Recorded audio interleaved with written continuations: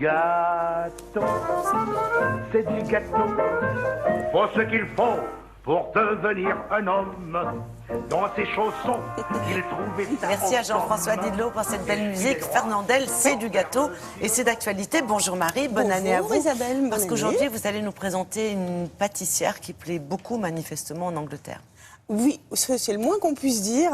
Elle a participé à un concours télé de pâtisserie et c'est tout le Royaume-Uni qui s'est pris d'affection pour elle. Nadia Hussain, elle a 30 ans, c'est une mère de famille, une Britannique qui est de parents bangladais. Et cette dame se définit elle-même comme étant une musulmane qui porte le foulard. Elle a donc gagné le dernier épisode de The Great British Bake Off, qui est donc le grand concours britannique de la cuisine. Et donc a été diffusé sur la BBC. Et le record d'audience a été absolument incroyable puisqu'ils ont fait plus de 14 millions de téléspectateurs. Incroyable. Succès dû en grande partie à Nadia Hussain puisqu'elle a une popularité incroyable. Pourquoi? Parce que d'abord évidemment ces pâtisseries sont exceptionnelles, elles sont magiques. C'est vraiment, vraiment c'est bon. Mais bon. C'est bon, c'est assez, il y a des structures très bien faites. Enfin non, c'est vraiment sympa. Mais surtout elle est de bonne humeur, elle a une bonne bouille, elle est sympa, elle respire la joie de vivre. Exactement. Elle pourrait presque être une comédienne de cinéma, mais vraiment. Et donc c'est tout le Royaume-Uni qui s'est vraiment pris d'affection pour elle. Le Premier ministre David Cameron lui-même en est fan et je pense que vous aussi vous allez l'adorer. Regardez.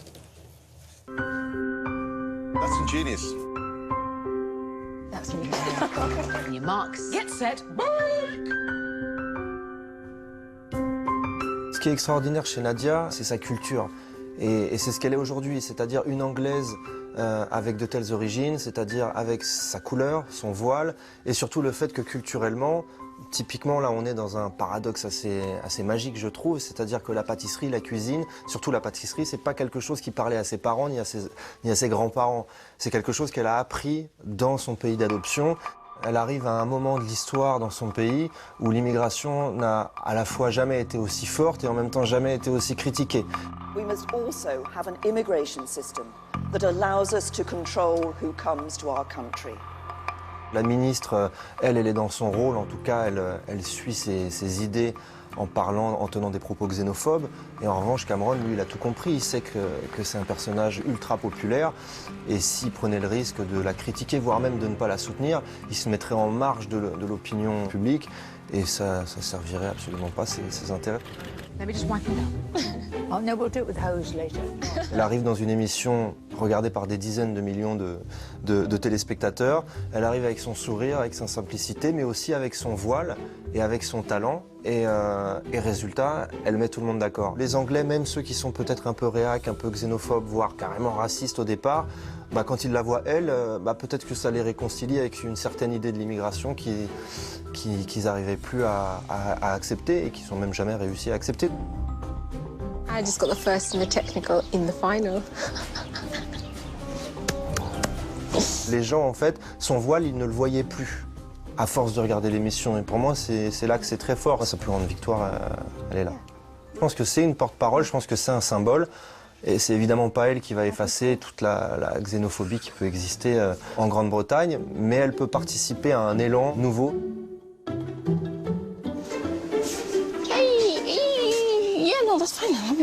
Oui, c'est un pur produit de la télé-réalité, mais elle a réussi à marquer la télé-réalité plus qu'à n'être marquée par la télé-réalité.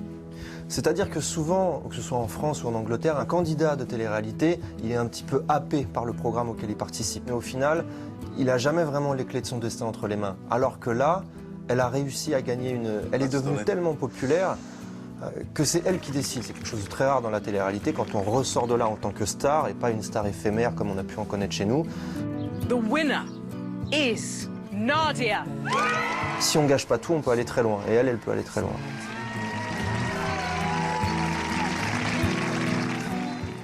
Alors non seulement ça doit être très bon, mais on le voit dans votre reportage, on le ressent, c'est quelqu'un qui est véritablement très sympathique. Oui, elle vous est avez vu naturelle, comme elle est sympa. elle est conviviale, on a envie d'être sympa, sa oui. copine. C'est vrai. C'est vraiment ça. On a envie de lui parler, on a envie d'être à côté d'elle. On a envie de goûter ses pâtisseries aussi. Ça, sûrement. Je peux vous dire que par rapport aux autres épisodes, parce que j'en ai vu quelques-uns, je peux vous dire que c'était vraiment la meilleure. Parce que les autres, on sentait vraiment ça dégoulinait un peu de partout. C'était très mal foutu, ça tenait pas, c'était pas structuré. Elle a vraiment du talent.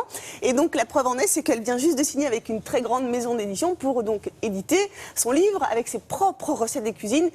Et devinez quel est le prix, en tout cas avec combien elle va commencer.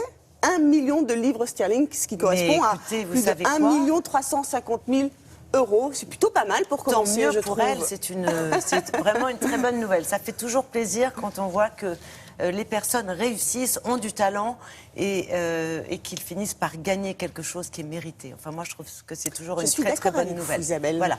Juste un dernier petit mot pour vous dire quand même, enfin, je sais pas aux États-Unis, en Angleterre, c'est sans doute différent, mais juste un petit rappel pour dire qu'en France, on peut quand même être étonné que certaines femmes puissent porter le voile en public sans pour autant être xénophobe. Voilà, c'était juste pour faire une petite parenthèse Vous faites bien de le préciser, sur la population française quand même, parce que je ne voudrais pas qu'on ait cette image-là.